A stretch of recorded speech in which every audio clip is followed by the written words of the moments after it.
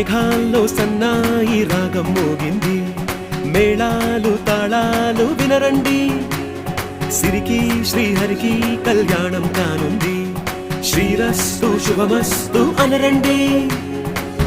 అచ్చ తెలుగింట్లో పెళ్లికి అర్థం చెప్పారంటూ, మెచ్చదగు ముచ్చట ఇది అని సాక్ష్యం చెబుతామంటూ, జనులంతా జై కొట్టేలా జరిపిస్తామండి. అందాల కుందనపు బొమ్మవని జత చేరుతున్నా